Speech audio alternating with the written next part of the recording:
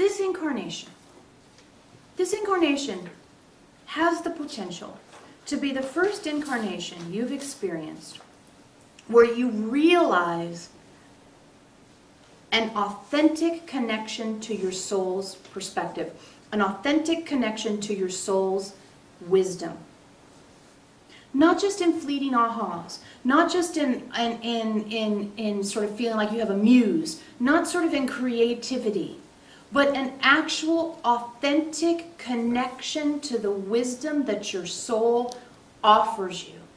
You have worked so diligently over so many lifetimes to evolve your relationship to the physical form to the point where the vibrational level you're able to carry is able for the soul to match that energy, even slightly, even every once in a while. And as you build on that connection, you get the experience of having that vast reservoir of you-ness, of you. Not some other being taking you over or telling you what to do or bossing you around. Of you. It's an awareness of a greater wisdom that is your wisdom, that is your knowledge, that is your knowing, that is your awareness. Just like right now if we said something funny. Do you know how to throw a frisbee? Right? We just said, do you know how to throw a frisbee? A part of you comes online that says, yes, I know how to throw a frisbee. Right? Or in Veronica's case, no. Yes, I know how to throw a frisbee. That part of you that you access when you remember frisbee. When's the last time any of you thought about bowling? Oh, I know how to bowl. Right? How it comes into you. You haven't been thinking. You haven't had to hold on to, I know how to bowl, I know how to bowl, I know how to bowl, I know how to bowl, I know how to bowl, I know, and I can throw frisbee, bowl, frisbee. I gotta think of them at the same time, where I lose them. Where are those things? Well, that's where they are. They're part of your collection of your abilities that's you as a soul. Okay? So just like I need to throw a frisbee, I know how because I've done it before, comes forward in you and presents itself as your awareness. That's what Soul's Insight's like. But it's, I speak Chinese. Ooh, I speak Chinese. I'm aware of this person has a problem with their kidney. I'm aware this person has a problem with their kidney. But if it's, I can throw a frisbee because you can remember learning how to throw a frisbee, it's valid. It's provable. There's a picture of me in the photo album throwing a frisbee. I can sink into it and believe it. But when your soul's insight comes in and says, I can speak Chinese, because I had a lifetime in China, 420 B, what? I can't think that. I must be making that up. That's invalid. That doesn't count. It's not provable. It's not reproducible. No one will believe me. I can't trust myself. I start talking some sort of China talk that I think is maybe Chinese, but I don't know what it means exactly. I'm confused by it. Survival instinct comes in and says, oh, you're going to stand out in the crowd. You're going to get burned at the stake. Forget it. Next thing you know, I'm going to habitually watch some TV because it's just easier. And if all you want is to watch TV, then fine. But you guys come around and you make noises like, yeah, I want to connect with my soul's insight. There's just the point where you have to, it's a go, no go. Remember that we used to talk about the space shuttle launch thing? It's a go, no go. You know, if the dude doesn't flip the switch, whatever their, version of flipping the switch is, but the bottom line is there's a button, there's some kind of a thing. And if the dude there doesn't go in mission control and flip the switch, the space shuttle doesn't go up. Who knows if it's a button or a dial or a whatever, but at some point somebody does something and it makes the space shuttle go up, right? And if they don't do that thing, it doesn't happen. Welcome to your night. You're a go, no go. And they say, flight, go, no go. And at some point, one of those guys, you've seen it, they all say all their different names, communications, go, no go, and all that stuff. We don't know. Just watch one of those movies. And at some point, everybody said yeah, and they do something, and the ship goes, woo, and it's really cool. Veronica saw it one time. Goes up in the air and out to space.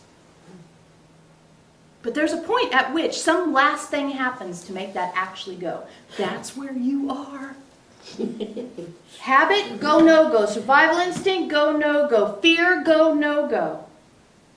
Past, go, no-go. Future, go, no-go.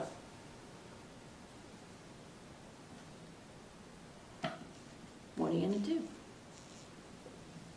What are you going to do? Go, no-go. That's your choice. Veronica's been working on books from 2009, and folks, a lot of you are asking the same questions 3 years later. In different ways, with different words, we're given the same answer. Go, no-go. It's a go, no-go meeting. That doesn't mean you can't ask the same question. We're not saying you did anything wrong. We're saying if we don't point out where you're being habitual, who's gonna? Because your society isn't going to help you with this. Your workmates aren't going to help you with this. Your boss sure as hell isn't going to help you with this. Right? Your family, no way are they going to help you with this. Your whole life is invested in you staying habitual. Because that's controllable. And that's familiar. And it doesn't confuse anybody. It doesn't upset the apple cart. Except inside you're going, it's got to be more to this. I don't want to live like this anymore. Familiar suffering. Probably one of the best little sayings we ever came up with. Familiar suffering. Are you gonna succumb to suffer the same way you've suffered before? Or are you gonna confront the moment and say, I won't. I just won't. I won't. And you draw the line in the sand. And then people react to you differently, and your relationships change, and your friendships change, and you might have to change your job, and you might have to move house, and you know what? All those things may seem extremely difficult, but the bottom line, and this is one of the beauties of reading the old transcripts, is we've heard all the stories where you guys familiar suffered, and you don't suffer in those ways anymore. So you're both the same and different. There's all kinds of stories about how you guys suffered that you don't suffer anymore because you said, I'm choosing for me.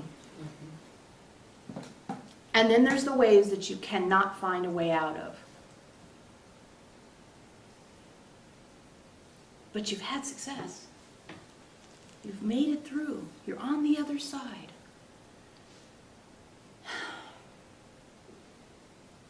It's go, no-go time, folks. It's go, no-go. And the temptation is to comfort you in, like, you know, the train thing. You won't miss it. You will miss this train. It doesn't mean you're screwed for life. It doesn't mean you're eternally damned. It doesn't mean anything necessarily bad. It just means here's the train and you're running alongside of it. And the question is, are you gonna get on? And we've got the brakes on that train like you don't even know. Like Fred is just up there going. And he likes it, so we've left him there for a while. He likes the sparks it makes, right? You can see it. But even Fred is like, you know, okay. You get it? You feel it? Okay. Some brave soul go in the chair.